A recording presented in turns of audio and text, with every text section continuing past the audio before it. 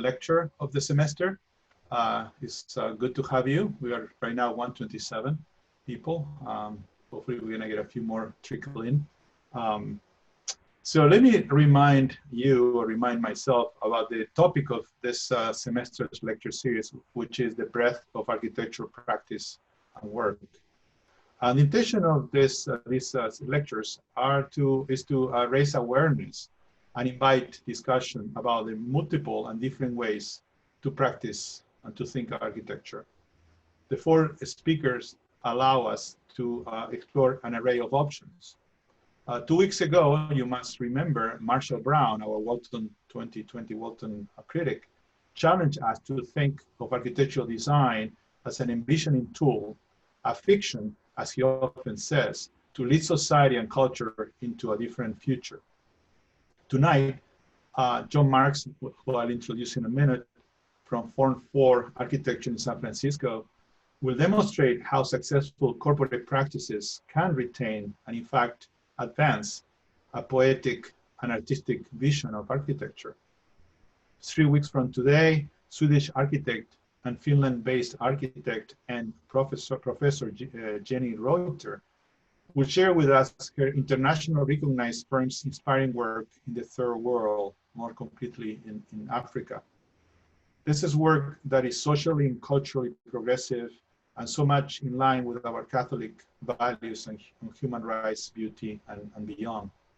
And in November 6th, just I think it's 5 weeks from today, architect Suji Reddy, who leads a highly interdisciplinary, multi-scale, and award-winning design firm in New York City, will show her industrial design, landscape architecture, and interior design and fashion work in a variety of scales. Through these 4 lectures, architecture will be revealed as an open-ended discipline that allows graduates of all types of paths and opportunities to develop themselves, pursue an ideal or their faith, help the world and fellow human beings. The hope is that these lectures will assist all of us to push our own understanding of what architecture could do. Now, before I introduce John Marx, our speaker tonight, I'd like to recognize the Walton family, who actually makes all these lectures possible through their funding and understanding. So thank you to them. You met Kathleen last time. Also, Kate, who's now hiding, for her support for all this preparation and Zoom and so on. We do a lot behind that nobody sees that. Any professional that would like to receive AIA continuing education credits, please send me, and I'll write my name to everybody in the chat room and my email. Send me your name and your AIA number, and I'll take care of getting your 1.5 credit for today's lecture.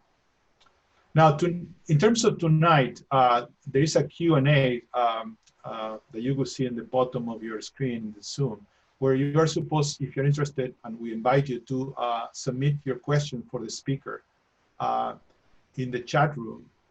In the chat room, you're gonna see several people you could address a question to. Please address them to Douglas Palladino. Professor Palladino is who is going to be moderating the Q&A section at the end. Thank you, Douglas, and you see Douglas there. So that's the plan. And let me now introduce our speaker, John Marx, AIA. He's the co-founding principal and chief artistic officer of Form 4 Architecture in San Francisco, California. He advocates for the inclusion of philosophy, art, and poetry in the thoughtful making of place. Keenly aware that architecture is a balancing act between self-expression and collaboration, he uses the compelling power of form to create emotionally resonant architecture and urban spaces. John's design work and writing have been published in over 100 national and international publications. In 2018, the Architecture Review published his monograph, The Absurdity of Beauty, Rebalancing the Modernist Narrative, that has much relation to tonight's talk. Joe has been going to the Burning Man um, event over 6 years and has already written about the importance of participatory culture with regard to the design process and as a catalyst for cultural change. Last year, John was lead artist on Andromeda Reimagined, a widely celebrated architectural pavilion at Burning Man. Form 4 architecture has received more than 165 design awards, and in 2017, John became the laureate of the American Prize for Architecture. Curated by the Chicago Athenaeum and the European Center for Architecture, the award is recognized nationally and internationally as one of America's highest public tributes for architecture in the United States. He also won the 2017 Upstart Award with honors, which honors the most innovative, disruptive, and creative business professionals throughout the San Francisco Bay Area. GAF ECC showed John's work at the Venice Architecture Biennale in 2016 in Italy. In 2018, they exhibited his research on the second century modernism, reflection in abundance work. And in 2021, next year, he will exhibit his watercolors and poetry at Palazzo Mora during the Venice Biennale. Oro Press has recently published a 160-page book entitled Etudes, the Poetry of Dreams and Other Fragments, which I've seen and it's really fantastic. This book focuses on 84 of John's watercolor painting as well as 42 poems. As you can see, John is not just a great architect, but also explored many things. Let's welcome John to CUA. Thank you, John. Thank you, Julio. Let me share screen and then hit. Okay, so like Julio said, I'm the Chief Artistic Officer of Form 4 Architecture in San Francisco, and it's an unusual name to have, a title to have, and that you don't see very often. It's intentional. What we're trying to do is advocate for a number of things, and just even the title alone versus Chief Creative Officer or Design Principal or Design Director.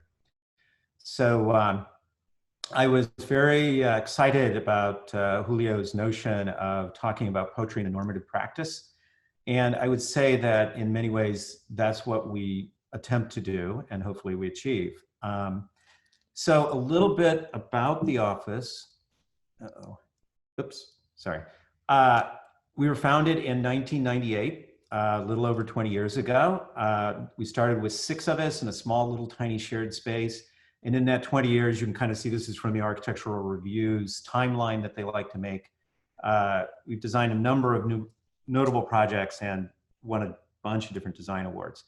In 2017, we won the American Prize, and this were the 4 original partners, Bob Giannini on the left and myself, James Stefand, and Paul Farrow. And what was nice about winning this award was sometimes you win awards and people don't really understand the work. But in this case, just to quote just a little bit about the firm, this ideal and its philosophy conveys a vision of the future and all the artistic possibilities of imagination, emotional meaning, and lyrical expressionism for a consequentially better and more enlightened world around us. And so we tie that back into our sense of poetry. Now, Bob Giannini retired this year, just actually a few weeks ago, and now we adopted a new partner, Colin Spear. And we've also started looking at reanalyzing what the office is about. We call that Form 4 2.0. And so we have a new mission statement, which is hot off the presses, which is, and vision statement, which is, in order to return a sense of humanity to design, we advocate for rebalancing of modernism with emotional meaning and poetic design. And we go further to say, Form 4 Architecture is a second-century modernist firm, which I'll explain later what that means, where we measure our success by our contributions to society as we balance expressive design, rigor, empathy, and sustainability to create captivating buildings and spaces that resonate with people and enhance their lives. So this starts with an interesting concept at the beginning, which is the concept of dynamic balance. And I believe we all exist in a dynamic balance with the world, and it's a push-pull relationship. And so this is the first of many visual poems that you'll see.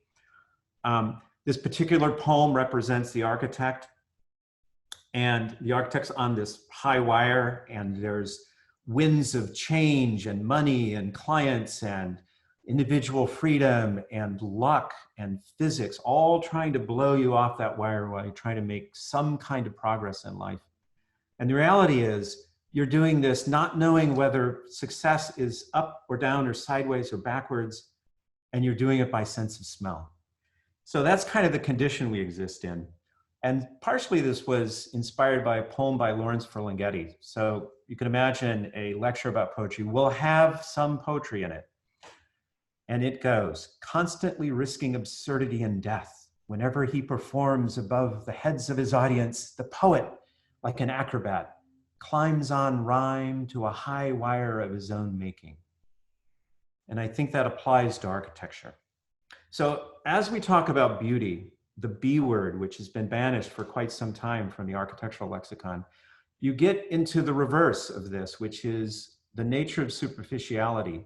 So at the beginning, I want to make three declarations. One is that we embrace the idea of sustainability, efficiency, safety, service, all of those wonderful things, technology that are the foundation of what we do as architects.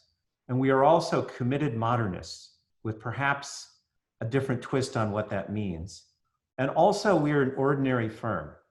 So we do hopefully extraordinary things with ordinary clients and ordinary projects, but we don't see ourselves as being especially precious. So on sustainability, we have quite a little track record. We've done a 90,000 square foot net zero positive building that was done by a speculative developer, which is much harder than you think to get this to work for a developer themselves. But also almost 1 million square feet of LEED Platinum and 4.2 million square feet of LEED Gold. So we are well versed in those concepts of how to make sustainable buildings. But relative to this lecture, there's a thing that we often tell our clients and tell people about sustainability that changes the narrative slightly, is the most sustainable things in life are those things you will not throw away because you love them too much. And the idea of having lovable buildings and lovable spaces and lovable cities is something that we're very concerned about.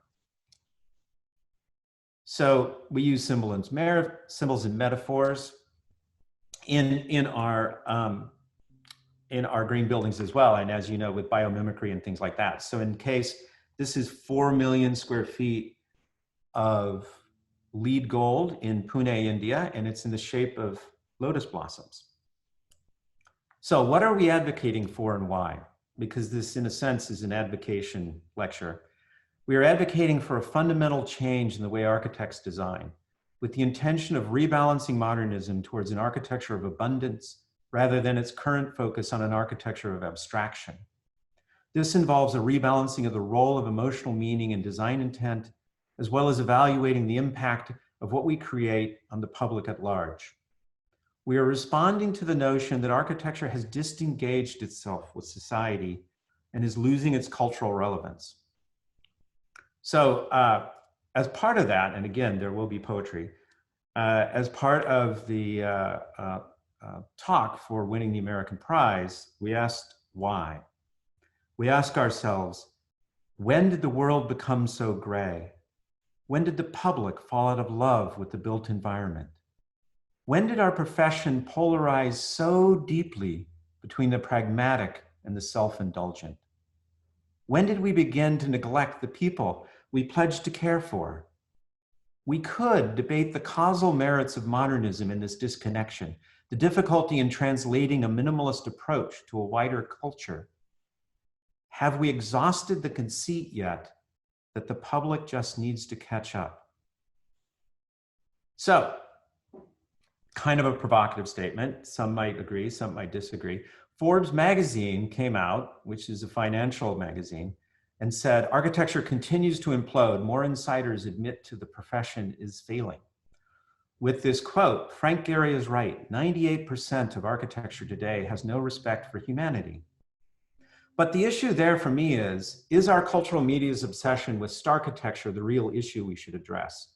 And in many ways, that small group of highly creative, imaginative, visionary architects that we like to blame for all this self-indulgence represents such a tiny little part of what we design and what we build. And the other 98%, it looks like this. This is Silicon Valley, but this could be anywhere in the United States and almost anywhere in the world. This is the ordinary architecture. And what happens is that if you have a style, let's say modernism, it's style, and it breeds this as the vernacular, we have to own up to this at a certain point in time. These are great photos. It's done by a series by a fine arts photographer named Mark Luthringer. Or this, or this, or this. All structures in Silicon Valley, but they could be anywhere. So people have taken notice of this, and Sagameister and Walsh, which is, I think, an environmental design firm and certainly a graphic design firm, did a book with Thaden recently called Beauty. And what was interesting was, on the title of the slipcase, over the course of the last century, beauty was displaced by functionality in design and architecture. As a result, something essential was lost. Beauty not only impacts the way we feel, it changes the way we behave. Sagameister and Walsh show us how this short-sighted disregard of beauty can be reversed. So there are people that are kind of wondering about this, sort of challenging the notion that the B word has been banished. Witold Rybinski, in reviewing Making Dystopia by James Stephen Cole, said, the ultimate failure of modern architecture is not that it was incapable of producing beautiful individual works of art. There have been plenty of those. The real drawback is that while the modern movement effectively suppressed an architectural language that had taken hundreds of years to evolve, it proved incapable of developing a successful substitute, the weak-kneed antics of postmodernism notwithstanding. The strength of pre-modern architecture was it provided a rich variety of modes of expression. It permitted complicated things to be said in complicated ways, and simpler things in simpler ways, analogous to the spoken language, which can be used to write drama or poetry or instruction books. So there's been pushback as well. I don't know how many of you know who Roger Scruton is. He passed away recently, but for a while he was appointed to the chair of the UK's government Building Better, Building Beautiful Commission, which, like the Trump administration, wants to promote historicist buildings for all public buildings. And in that nostalgic return is charming, and it has a rationale because almost universally people would understand that these buildings are beautiful. The question is that really a way forward? The other side of this, in terms of criticizing where we are culturally, is my wife and I go to the ballet in San Francisco. And one season there was a beautiful ballet called Anima and Animus. And anima is the male aspect of the female psyche, and anima is the female aspect of the male psyche. So this was about binary relationships, and this was about choosing between things. And the quote goes, in making this ballet, Dawson found himself responding to the polarized present-day world. He understands the world's opposites, light and dark, humanity and architecture, individual and group. Who would have guessed 50 years ago that our fellow artists in the ballet world would decide that the opposites of things would be architecture and humanity? And I think our question is, why can't we have both? And what went wrong? So this is what I fear most. I actually worked at the firm that designed this building, and they're all very nice people, and they thought they were doing the right thing. But this looks like a prison. And in a housing sense, the question is, where is this place? And how are they different? The slide on the left is a tenement in Mumbai. And the slide on the right is the Gold Coast in Chicago. But on a certain emotional level, they're not that different, even though the price point of these two projects is vastly different. So where does this all come from? I think, where did we get to the point where we are? And so I have a short history, hopefully. Robert Venturi and Denise Scott Brown, postmodernism, the last 50 years, beauty is only skin deep, the poetics of minimalism, and innovation. So Robert Venturi and Denise Scott Brown wrote Learning from Las Vegas and Complexity and Contradiction in Architecture. It started with a great quote, less is more, or Mies van der Rohe had less is more, and then Venturi had less is a bore. We're curious about less plus more. And again, why can't we have both? But what happened with Venturi in 1966, and this is interesting, that two things happened in 1966. One was Robert Venturi wrote Complexity and Contradiction. And it changed the way we looked at architecture. It challenged the puritanically moral language of orthodox modern architecture. And it was a rallying cry for the richness of meaning rather than the clarity of meaning. But the problem is, in his statement that he likes complexity and contradiction in architecture, he went to a very intellectual mode of design. And he left out really the emotional side. And he did say in the second sentence, I do not like the incoherence or arbitrariness of incompetent architecture, nor the precious intricacies of picturesqueness or expressionism. And I think this is where he might have gone wrong, because he pushed us out of designing from the heart and only from the mind. And anytime you go to one of two extremes, you sort of take a good thing and exaggerate it to the point of absurdity. And that's part of the title of the lecture. So, postmodernism, we've been here before. This is a maybe not quite as well known, but classic piece of postmodern architecture in Figueres, Spain. This was designed by an architect and Salvador Dali. And, but the reality of postmodernism is much of it was very mannerist in the sense that there was a lot of imagination, but things were blown out of proportion and it was a bit cartoonish, which brings us back to another great Mark Luthringer slide from his collection, not only the minimalist modernist buildings that he didn't particularly care for, but sort of the cartoonish nature of attempts at abstracting historicism. So the title of the lecture and the title of the advocacy monograph with the Architectural Review is The Absurdity of Beauty. And where this came from was a talk I had with some friends about why buildings in Silicon Valley were so ugly. And I said later, after I reflected on it, the thing you don't know is architects have not been allowed to design beautiful buildings in the last 50 years. And this, of course, is a provocative statement. Most people that aren't architects say after reflection, you know, I think you're right. And most architects say, well, the B word is trouble. And so that might be true, but it's complex. Well, another thing happened in 1966. The Temptations made famous a song, Beauty is Only Skin Deep. And this concept that beauty is only skin deep, or the corollary that beauty is more than skin deep, changed the world back in the 60s when I was growing up. It made the idea of inner beauty, the idea of things being deeper and more meaningful, it changed the world. But the downside of this is the profession of architecture and fine arts institutions reinterpreted this to mean that anything that was beautiful was superficial. And that got to be a little dangerous. And I think in many ways we're suffering from that right now. And if you think the B word, the beauty word, is maybe coming back, there's a couple of other words, the P word and the C word, that aren't quite there yet. But I challenge you to think, what would architecture be like if we opened the door a bit? P being pretty and C being cute. Is there a moment where you could design a cute building, and what would that mean? My two sisters, two daughters, and two mothers convinced me that cute just means you love something for no apparent reason. It doesn't mean it's superficial. It just means that there's not necessarily a logic to it. So going back quite a ways in this little story, we go to Descartes in 1635 when he uttered those words, "I think, therefore I am." So when he uttered those words, "I think, therefore I am," the axis of the world shifted.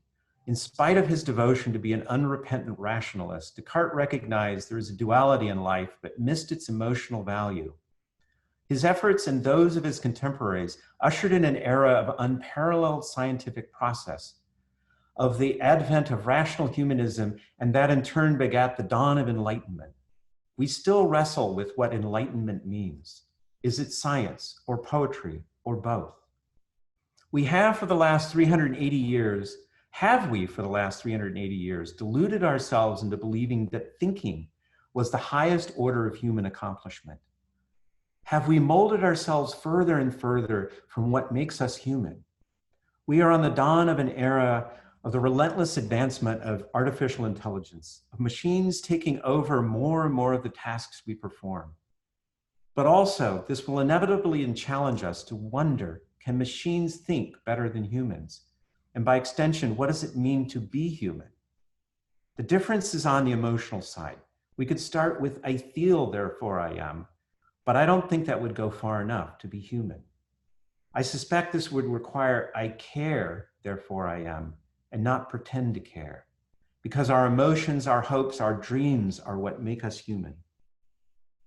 So, the duality of the linear, logical, verbal thought process that many of us revere in architecture versus a creative process that might be nonlinear, intuitive, visual, or poetic.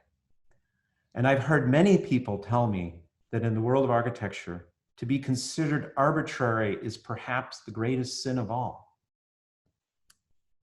So we have a balance equation between function and beauty. And oftentimes, we think of these things as fairly balanced, but I would submit that in architecture, the balance is more like this. And our question is, what is a healthy balance between these two things? Where should we go? So Julio said at this point, not at this point in the lecture, but he said, it'd be great if you could throw your book into this because I think people might be interested. So how do we balance this into our design process? For me, part of that is writing poetry. And I think you all may know that Louis Kahn wrote poetry, but you may not know is Louis Sullivan also wrote poetry. He was quite an accomplished poet in his time.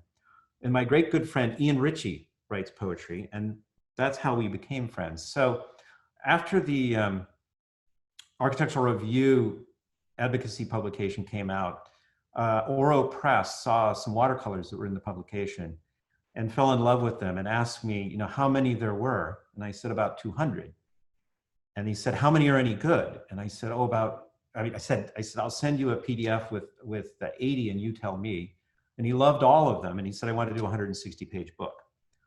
So we did this book, 84 watercolors, 42 poems, 4 essays, all printed on watercolor paper.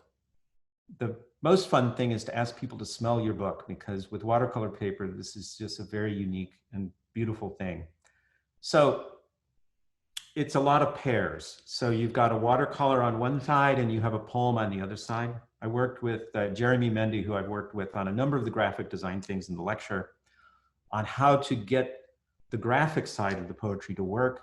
Sometimes it's a simple poem. Sometimes there's a sketch with the poem. And sometimes there's just a page of sketches. But there is poetry, which I'll read. This one is called How Brightly. Your life is not measured by how brightly you might shine for one glorious moment as the sun, but rather in how beautifully you add your light to the universe of stars in the evening sky. So sometimes we were a little more aggressive with the kinds of graphic design we did with the poetry. This is a sustainability piece that I thought you might like to hear the poem for. It's called The Long View. Out on the playa, there is a long silence that can last a lifetime, enduring flood, drought, hard times and good. Here the sun sets and rises on a cycle so ancient that our presence barely registers. Fortune smiles with a temporal glee, fleeting and fickle, more distracting than substantive, while outside on the edges of this vast playa, desert sage grows slowly and with purpose. So this brings us to the notion, inevitably, of a criticism of modernism, which is brutalism and minimalism. And the paintings on the left, I have a great admiration for poetic minimalism, for abstract forms, for textures, for that quiet emptiness. But what tends to happen, though, is the question of what is brutalism and minimalism without the poetry. So with the poetry, you could go to Malta. In Malta, the image on the upper left is the landscape, the kind of the rock that are the islands of Malta. And you see that rock expressed very powerfully in the old buildings, but also in Renzo's Piano, relatively new building, which is the municipal buildings, right at the gate to Valletta. And it has texture and human scale, and it has this drama, and it has this poetry about it. And we all know Louis Kahn's Salk Institute. But there's also this, the emptiness of modernism, of minimalism, sorry. And I'd like to challenge the notion of what a reductivist approach really means. A reductivist approach usually means abstracting away layers of architecture to get to the essence of it. But if you look at that as each layer is stripping away a layer of humanity, you wonder why people can't emotionally attach to rigorously non-poetic minimalist work. And not necessarily, you know, it's when Tadao Ando does it, it's extraordinary. But here, with these 3 slides, why are we always trying to do this? And then I visited the Barbican in London a couple of years ago, which is the poster child of minimalism or brutalism in London, and still very beloved by many architects there.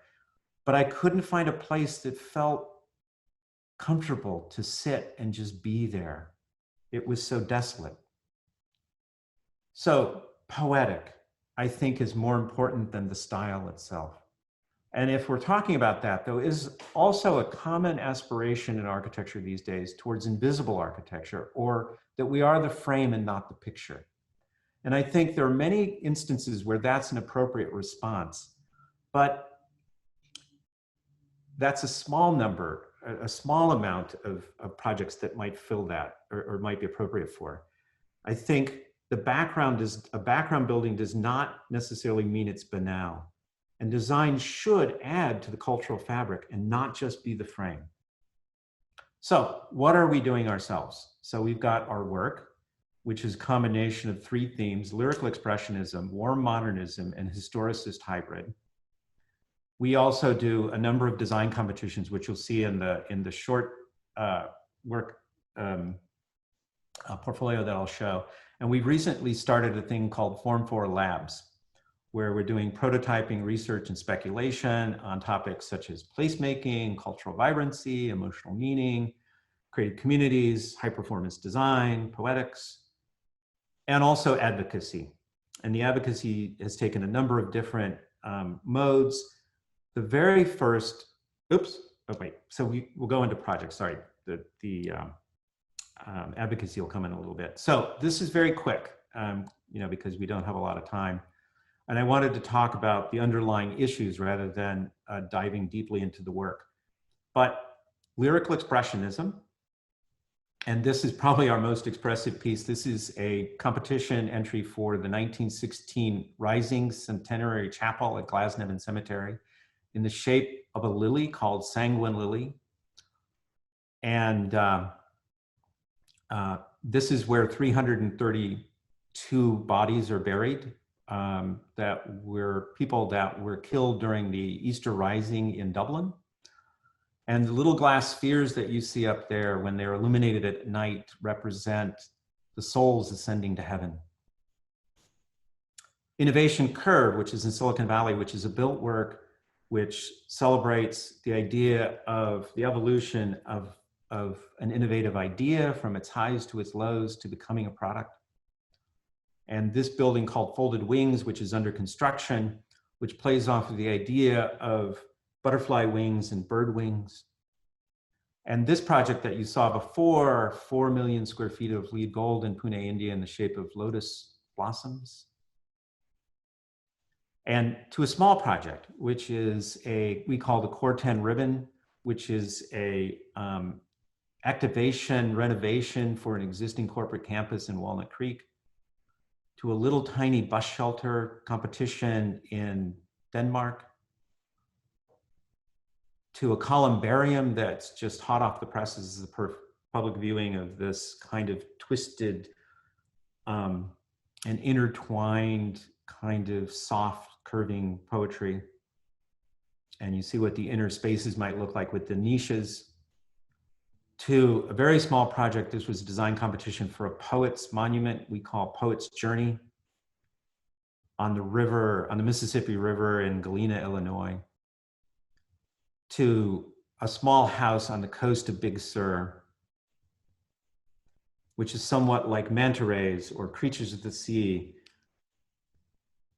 Crashing Waves, which was a design competition in South Korea about the unification of the two Koreas, the idea of the two waves crashing together and their waters intermingling and becoming calm, which you see the kind of the calm waters at the base after the crash.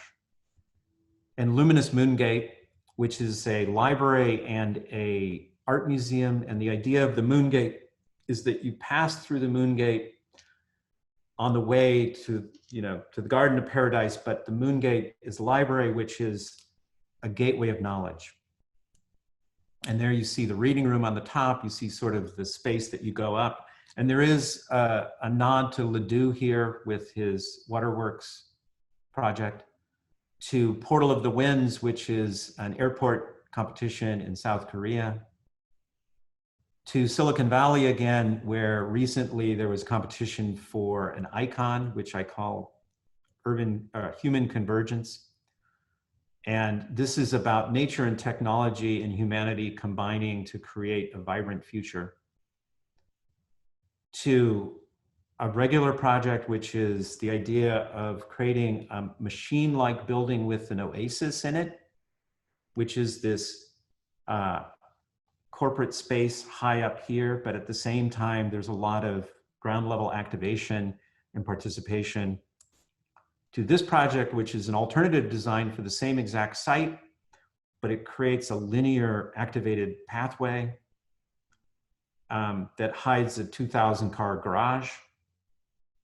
To Campus X, which explores the idea of public space and private space in Silicon Valley, the center space here being very open, very activated by shops and restaurants and showrooms and different things like that, and the purely public space. But then inside of these little boomerangs are all private space for the office workers. To Google's Dirdon Station study, which is layering of landscape to create alternative experiences in a highly urban setting. This was 16 million square feet. To a high rise, which is a combination of retail at the bottom that is hiding the parking garage, 4 levels of housing, and then 13 levels of office on top of that. To a technology company design called Cloudscape, which you might guess what company it is, in downtown San Francisco. And the idea here is that the bubbles all contain green spaces and public spaces and activated spaces where people can come work in the fresh air. And then the concept of warm modernism. So warm modernism is when clients aren't quite excited about the worry of the potential cost of lyrical expressionism. And so what we try to do is create things that have the human scale, that have the warmth of materiality. This is a mixed-use project of housing, which you see on the top slide, and then office building, which is the lower right and the lower left. To Netflix headquarters in Los Gatos, which is broken down in scale and has quite a bit of articulation and warmth to it.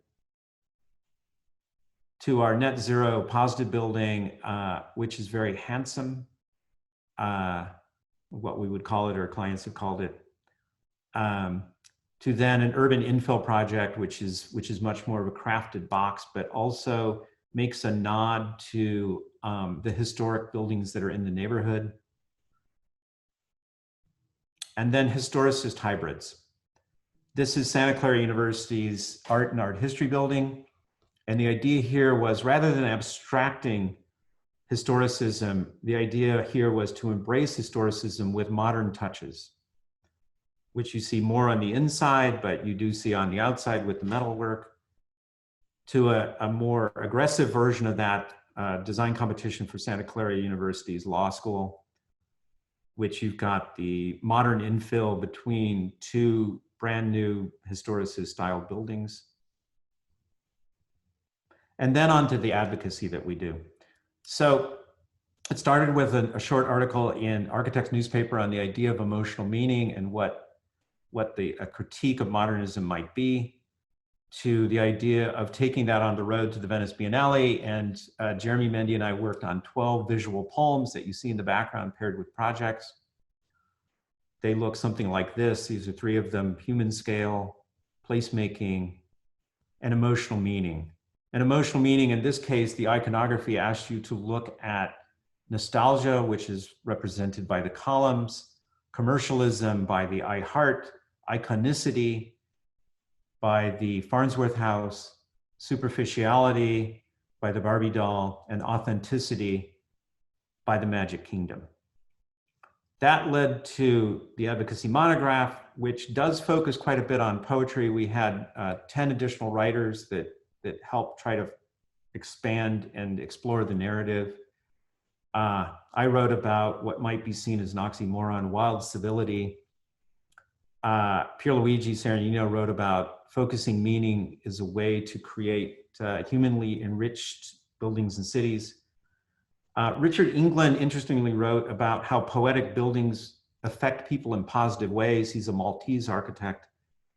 And Ian Ritchie wrote, "The architect is calligrapher," but the essence of what I really liked about his essay was the description of how he writes a poem before he designs a building, because the rigor it takes to write a poem gets him to really distill what's important, but also lends this sort of vision and excitement and human passion to his design. I also wrote about cultural vibrancy giving expressive shape to architecture, and Kathy Slester wrote about placemaking. So that led to this concept of second century modernism. And this quote goes back to the quote that we have for the office right now in our vision statement: "In order to restore a sense of humanity to design, second century modernism seeks to create an architecture of abundance, richness, and community, through placing a higher priority on emotional meaning, through a shift in the design process which balances the rational with the intuitive, and through a less plus more approach to expanding the range of cultural values we can inclusively balance in our environments." And back to this notion of trying to define what the first century modernism was. You know, the Bauhaus, if you take the Bauhaus as being founded in 2019, last year was 100 years of modernism. So I thought about that, and I thought that first century modernism was really about abstraction in the end, and which is not a bad thing, but it's kind of a limiting thing. And what I was curious about, and I've kind of asked you all to think about what the second century modernism could be, but for me, I wanted to start with an architecture of emotional abundance. So again, we returned back to the Venice Biennale and we did an exhibition on this topic and wrote quite a narrative about what we thought that might mean. And we created a timeline. And the timeline looked at form, concept, technology, emotion, and culture, and tracked how they may have evolved over time. We start with historicism, we go to first century modernism, we go to present day, and what second century modernism could be. And it would be curious to see what students would think, what they could be. So on one of the timelines, the emotional perspective, we start with historicism, which might have started with richness and abundance, but ultimately with the Baroque and the Rococo led to excess. Modernism intervened and created a sort of poetic minimalism and elegance, but which turned somewhat to austerity. And now in present day, there's quite a bit of emptiness and perhaps oppression and alienation. But the counterbalance of that has been some reckless self-indulgence, which is very different than self-expression. And it's important to keep those two notions separate from each other. So on an emotional perspective, what could second century modernism be about? Beauty might be one of those things, and how we redefine beauty, self-expression, but formal richness and emotional abundance. So he's created a series of cards with a lot of questions to give out to people. We also took this in a smaller way onto a show into Moscow. And then, I guess, as we're almost getting there, is the Burning Man angle to this. And Burning Man came out of an idea of the richness of cultural vibrancy, which I think involves three different things: depth, range, and engagement. So there is a notion of tourist vibrancy. We've probably been to Venice and to Siena. They're beautiful, vibrant, wonderful places to spend a week. Venice is a museum city, basically, at this point in time. So we need to find new things that can do that. There is this notion of urban vibrancy, of trying to create, a lively street scene, exciting architecture, new and different things. And we could explore the edges of that. These are some Burning Man folks doing a renovation of the Philadelphia Navy Yard called Sea Monster. But if architects don't kind of step up to this, then other folks will fill in the gap, which is, graffiti, which is actually in many ways a quite delightful thing, although architects tend to hate it. But it's a sign of life. And if the building doesn't give you a sense of life and humanity, then maybe it deserves a little graffiti. So Burning Man, it's a garden of preconceptions. Most people, if you haven't been there, think Burning Man is this raver drug party with lots of naked people. And there are aspects of that that occur there. But more than anything, Burning Man exists to encourage you to embrace community and kindness through participatory art. And it does that by creating a sense of awe and a sense that we made this, because all the art on the playa is made by people for each other as a gift from their heart. And we have playa art, art cars, theme camps, temples, and burning things. So playa art, art cars, and yes, there was the 747 that drove around the playa last year. Theme camps, temples, burning things. And I got inspired and I started to think about this, and I started going in 2015. And so after 2 or 3 years, I started writing about it. I wrote in the Architectural Review. I gave a talk, or I gave an intro to a talk, keynote talk at World Architecture Festival. I did my own talk on Burning Man and Ritual, and other magazines as well. And the thing about Burning Man that's interesting is this concept of range of cultural inclusion. So on the right, you see the bubble, which kind of represents the elite bubble that we live in a sense, which I love, with the ballerina who's professionally trained. But all the way on the other side on the left is Tinkerbell, which represents on the playa in Burning Man, the bedazzled unicorn doll. So everything that's presented at Burning Man is given as a gift from the heart, which is why at one level, it's beloved by everyone. So in my intro to Kim Cook's talk at World Architecture Festival, I talked about all the important things we strive to do as architects. We desire an engaged population that loves their environment, but also participates in its creation and its ongoing evolution. They feel responsible for its maintenance and improvement, and are inspired and empowered to infuse it with their cultural and artistic energy. But we often fall short of this. But Burning Man, on the other hand, succeeds. And for 1 week, a city of 70,000 people organically forms in the desert. And for 1 week, they create a community that creates vibrancy, authenticity, and participation, and deep caring, all the things we strive for, at an intensity level that's off the charts. And in terms of authenticity, there's nothing more authentic than having people make the art with their own hands. So I got inspired and made some art. So as Julio talked about, this is Andromeda Reimagined. You see the sense of the playa, which is a very vast space and the distance between the different art projects, the mountains in the background. And basically, this is a piece about women's empowerment and gender balance. And then this year, I had a more ambitious piece after having a great deal of fun and a great deal of gratification with people enjoying the Andromeda Reimagined. And this was called Museum of No Spectators, which asked the question, what would a museum look like on the playa? And this was a bit of a reflection on the shows that were at the Renwick Gallery last year at the Smithsonian, which some of you may have seen. To do this kind of project, it was going to take 70 volunteers, which we had signed up before COVID shut us down. But this is kind of what it looked like from the air. We had 8 galleries of art that may not have made it to the playa. There was a gallery of Snark. There was a gallery of the 10 Principles, of lost art, and different things. I was also asked to design a man base in a design competition, and this was called the Golden Cage, which references Bukowski.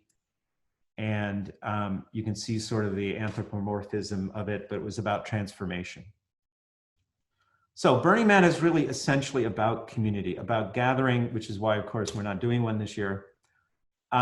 It's about events at a range of scales. It's about self-expression and the way people dress and the way they act to each other. And just the pure joy of being human. And the 4 women and the man at the left are all actually curators from the Venice Biennale who came as my guests a couple of years ago. But you do see the range of self-expression. So Burning Man challenges norms, it embraces paradox, it asks you to want to be both pretty and clever. And the notion of a feast of architecture. So I'm 4 slides away. The question now is, where do we go from here? And I want to leave you with 3 questions. 3 questions I think we should ask about the things we design. Why should we love this design? And these are buildings that are in my hometown. The building on the upper right won a significant design award in the city of San Francisco from the American Institute of Architects. But I wonder, what could you say you truly love about that project? I could talk about why architects would love it, but why would anybody that wasn't an architect love that building? Why is it any different than the other 3 buildings that are on that page? And what emotions does this building evoke? All buildings create emotional meaning. It could be hopeful, welcoming, optimistic. It could also be oppressive, heavy, and depressing. The project on the left is a hospital. And in that there's some very clever moves in it, it looks like a corporate office building. Now, granted, the client is a corporate medical center, so maybe it is telling the truth about the emotional meaning it wants to project, but it doesn't give me a sense of a place I want to go heal. It feels more like a machine and not a good machine. And last, does this design promote, oh God, now my little slide's off here, an architecture of abundance or an architecture of humanity? These are projects, modern projects in Amsterdam. And you go through the canals, and we were on a little boat trip, a little canal tourist boat trip. And we're looking at all these wonderful old buildings and some modern buildings that were truly wonderful as well. And then we get out onto the river that goes out to the sea. And this is what we saw. So, oops. So that's kind of what I'd like to leave you with. I'm a little bit long.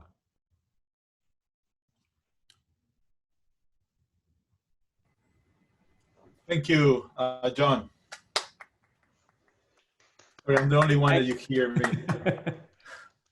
Thank you for your talk and your offering these questions. I think, Douglas, hopefully the students make some questions. You are running the show. John, do you want to stop sharing? Yeah. And if we need to come back, we can come back. Yeah, we can come back. Yeah, absolutely. Yeah. And Douglas, please take it over. Thank you so much. Yeah, that was wonderful. So Julio, next time we need to pump in some applause noise like they do in Wait, Wait, Don't Tell Me or the NFL. Right. Maybe That's for this right. one, NFL applause scale was worthy. Well, there could have been some booing too. I don't know if there's. Oh yeah, only in Philadelphia. Yeah. Raising controversy is part of my goal. Oh, good. The first question comes from Maria Mare. She asks, with this notion then, what is the true definition of beauty? Or more so, is there room, or what is the room for subjectivity and perception by the viewer, independent of the intent of the artist or the architect? Okay, wait, so it's, what is beauty? Yeah, what is beauty and what is the role of the viewer in the in this? Well, right before that though, what was the thing? The role of the viewer, but subjectivity. Yeah, subjectivity of the viewer. What you know? So I think the question of what is beauty is really interesting. In exploring it, you know, the Roger Scrutons of the world, because he wrote these, you know, wrote a couple of very interesting books with provocative titles, and I was all excited. And then I went to go read them. And in his world, beauty was sort of the Platonic sense of beauty, which meant that there was a purity, there was an ideal that we could all follow and we would become better people. And it's about rules and purity and perfection. And if I've learned anything in life, it's that that's not a very healthy, I think. It might have worked 2,000 years ago, but I think that the sense of beauty and poetry that you have in your human heart is where you're going to find that definition. It's an emotion. It's not an equation, the idea of beauty. So to go seek after the rule-based version of it, I think it negates somewhat what's really powerful about it. But having said that, I think, and again, everything is a balance dynamic. It's a combination of feeling it, but also in trying to intellectualize it. So again, the intuitive is not the thing that you want to become 90% intuitive and then do kind of careless and thoughtless self-indulgent projects. So I think we all have to come to defining what we think that emotion is, because I don't think it's a pure thing. And I think the fact that it's elusive is really important, because if we nail it down, it will become an artificial intelligence equation, which artificial intelligence is an amazing thing, but it can't help you care. Subjectivity, I think, is incredibly important. And I think that there's an old saying in art, which is trust the art, not the artist.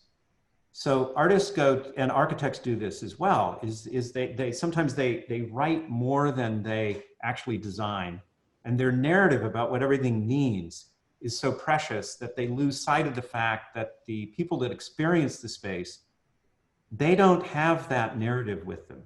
So there is intent, but once you let it go, it has to have a life of its own, and you have to try to learn from it, but it's going to have its own life, and people are going to change your buildings. We had a set of lobbies that were really quite intricate and beautiful, and Yahoo painted them purple and destroyed the original design intent, but Yahoo loved them. So what's the point of what we're doing if it isn't so people can love things? Which goes back to beauty. So is beauty truth? Is beauty love? Is beauty an intellectual construct? But I think the user is absolutely critical to the equation. Well, that's a perfect segue to Mo Orbach's question, which is architectural beauty a means to an end or an end in itself? Well, I'm a great lover of embracing paradox rather than trying to resolve it. So the easy answer is yes, both, or yes, please. I think what's interesting is, in a sense of embracing paradox means that you're both male and female, you're both part of the likeness and part of the darkness. You're intuitive and you're logical. So it's the intertwining of both of those concepts that's really where I think we should be. We tend to want to think in linear logical ways exclusively. And I think what happens is we tend thinking we have to choose one or the other. And I think it's the dynamic of both that's where the fun is. Oh, shoot, it moves as people add stuff. So I have to read quick. Uh-oh. And they're coming in fast. Uh-oh. But is it, yeah, Joseph Ward asks, can you discuss beauty in contrast to fads or trends?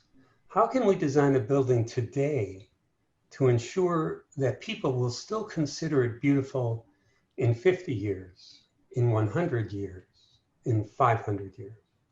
Okay, so that's a really interesting one. So we have all of these clients, these developer clients, right? And developer clients, in that we like to believe that they don't have a soul sometimes. They do, but what they care about obviously is making money, but they make money by providing things for people. And if people want extraordinary buildings, they'll be the first to build it. And if they want ordinary buildings, they'll be the first to build it.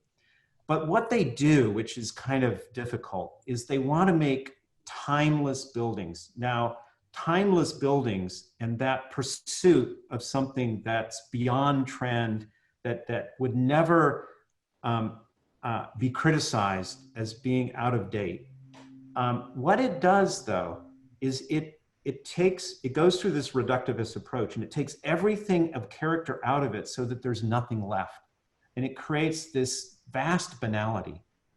So I would advocate it's better to take the risk and embrace the notion that we're in a feast of architecture and that things can cycle through and come back, and you can create an abundance of stylistic richness and not worry about whether your building is going to look dated. This notion of things looking dated is almost as bad as the notion that beauty is in the eye of the beholder, which it is, but it's also been the excuse for so much mediocre design that it drives me crazy. I don't know if that answered that. Yeah, not just you, I'm sure. So what is the relationship of the building, of individual works of architecture and the city in your paradigm? Well, I think you always have to look at the context, right? Obviously, I mean, we're all taught, look at the context, look at the context. Sometimes the context means you need to do an iconic building because there's nothing inspiring, there's nothing human around you, and you need to push the envelope. And sometimes people say, you're ignoring the context. And you say, I'm not ignoring the context. The context is so awful, it needs a shot in the arm. And sometimes it's a vibrant, beautiful, like Santa Clara University, that historicist building, they have this beautiful campus that was designed, in the 20s and the 30s. And the idea of doing this abstraction or this modern building, it just seemed wrong, even though, that's what we live for. You need to sometimes do something that's quite modest and thoughtful and small scale at the same time, all about the context. Evan Smithers asks you to expound upon your definition, warm modernism.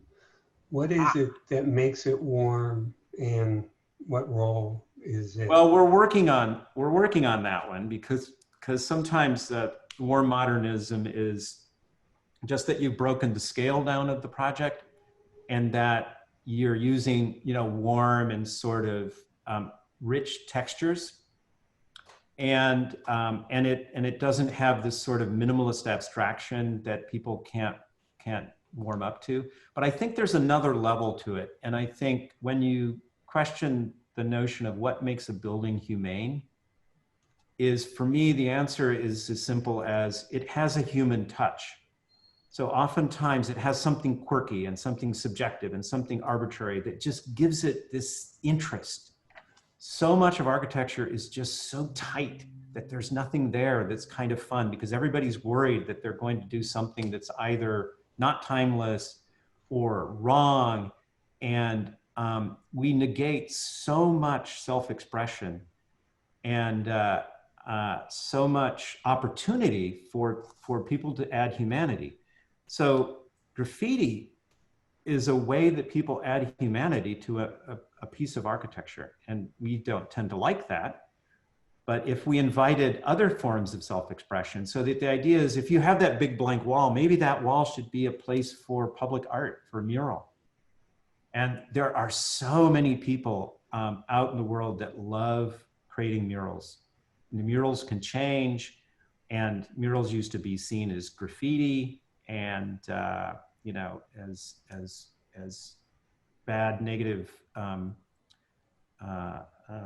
contributions, but I think they're delightful. And Burning Man certainly changed my point of view on this. But I think the notion that a human touched it adds humanity and adds warmth to things. So we're trying to get our clients to do that, to create custom-made things that are made by artists and made by humans that give you that quirkiness that makes things special. There's so many good questions here. I'm gonna try to, and forgive me if the two of you, I'm gonna try to combine two of these into one. Isabella the Abente asks about, she questions, not really understands your definition of historicism by the images you used, and then Ian McCarthy asks, from my understanding, classical orders are able to be personalized due to the fact that they have been so precisely developed over hundreds of thousands of years. Oh yeah, one of the slides that I didn't have, which is the innovation and refinement slide, which I guess I should have kept it in there. The innovation. His part two, which I think is where where you're going. Do you think that design today ends up being homogenized because the language that they're working in is newer and possibly underdeveloped? So I think it's this relationship between, well, I think you got it. Yes, so the slide that was missing called innovation and refinement, the top line shows the light bulb as it went from Edison all the way to an LED light. And that's innovation. Science changes something, and it changes something in a significant way. It also was a set of refinements. So when the Roger Scruton slide that shows the temple, that's in Agrigento, which is in Sicily. And what I discovered was some of those columns had big, fat shafts to them, and these bulbous kind of capitals, and they look freakish and cartoonish, and they looked a little Michael Gravesy, and you know, kind of on the Mannerist side of things. And I think it was because they evolved without calculus, and so they were not able to determine, you know, it's trial and error on whether something would hold up. But those columns or those structures were built in like 500 BC. And in 1500 AD, Palladio set kind of the stylistic norm for the Tuscan column. It took 2,000 years to get from those Doric columns in Agrigento, which were, you know, from the Greek culture, all the way to the Tuscan column. That's a lot of refinement. And there was a long period of time, and I think we're still plagued with this, that if you design one building that looks like the one you designed before, you're seen as being unimaginative. So the idea that somebody could refine a style, which unfortunately the best example of this is Richard Meyer, which has a huge well-earned cloud over him. But he refined a style that was started, let's say, with Corbu. And he spent his whole career doing this. And yet people would roundly criticize him for being stuck. So being stuck in a 20-year design period versus 2,000 years doesn't really quite seem stuck if you look at it in a long-term perspective. So I think that we suffer from the idea that in order for everything to progress, you know, we need to do it instantaneously, and we need everything to be different. And that everything is different thing is so pervasive. And we think that that creates progress. But in the middle of that graphic on innovation and refinement, there was an apple. And the idea behind the apple, and I don't know if anybody knows this, but you know, there's this notion of Johnny Appleseed went through the country and he threw apple seeds out all over the place, and that's how we got apples in the United States.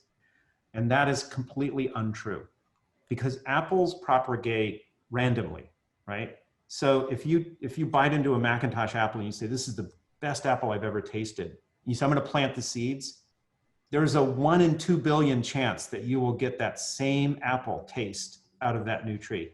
It's a complete random genetic creator.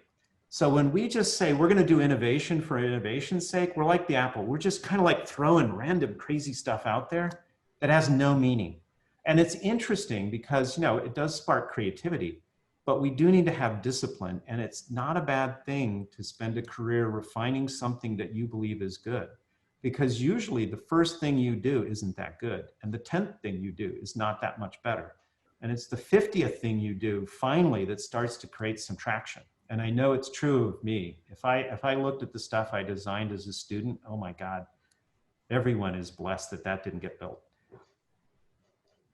What a brilliant answer. I'd love to end it there, but there's so many questions. If you have time, we're going to go through just a few more. I got time. Patrick Suarez asks, you talk about meaning, but what is the importance of communicating that meaning to the viewer in a way that he or she can understand?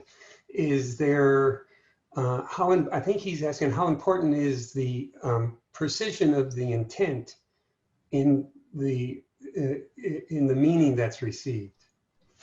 Yeah, so architecture, the medium to do that. That's mine. I want to add that one. Well, I think there's two sides to this. So one side is when you approach art, do you, like a painting, do you want to approach the painting and look at it having some sense of the history of art or not, or the particular artist, and you approach the painting and you have an emotional reaction to it, it speaks to you. And then the question is, do you want to know more?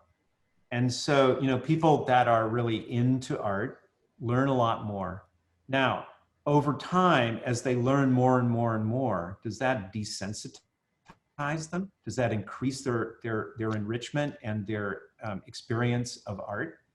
I think in most cases, the answer is yes, but in some cases, it's the opposite.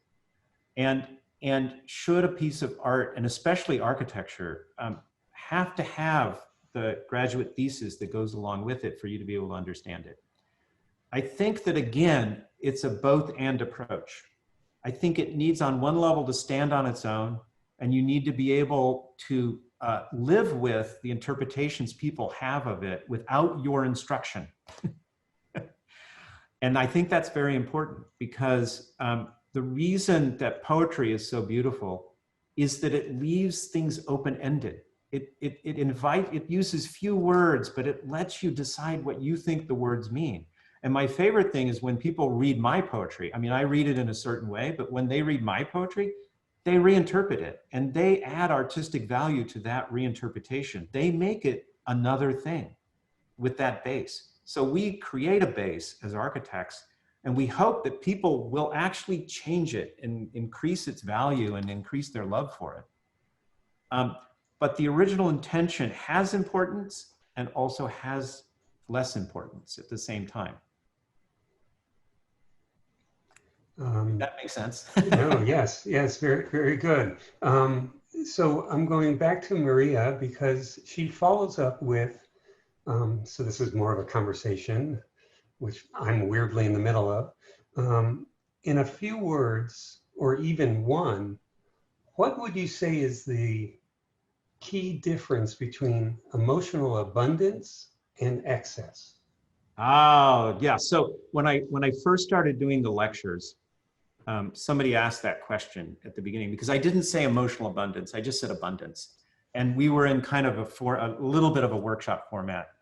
And they said, I think they were very much about sustainability and about, you know, being careful with resources.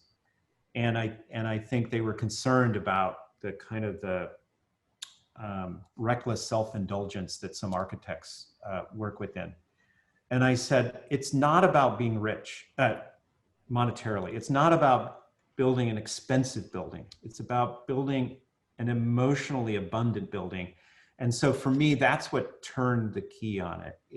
It doesn't matter if it's modest, if it's big, if it's iconic. It's really the richness that that building conveys or opens the opportunity to convey with the community that's in, which is why, of course, you know, the people that use it, it's very important that this addresses them. And also that you let them into the process. I always say that it's not that we're so brilliant as to be able to understand what the future is going to be. But if we listen, our job is to figure out what the dreams are of the people we're designing for and do something so much better, but still their dream than what they could have dreamt. Because we're not facilitators, we're visionaries and we're dreamers. But the base is still with the people that use it and the people that commission it. I think we will end with, we are dreamers, and the base is for those that use it. I mean, what a great way to end. John, on behalf of the hundreds of people that were here and wrote in questions, I just want to thank you for a really thought-provoking and a profound, in Thank many ways, presentation. I personally enjoyed it greatly. Everybody. Thank you, John. I'll give you a visual applause. Thank you very much. And we'll see you next time in 3 weeks.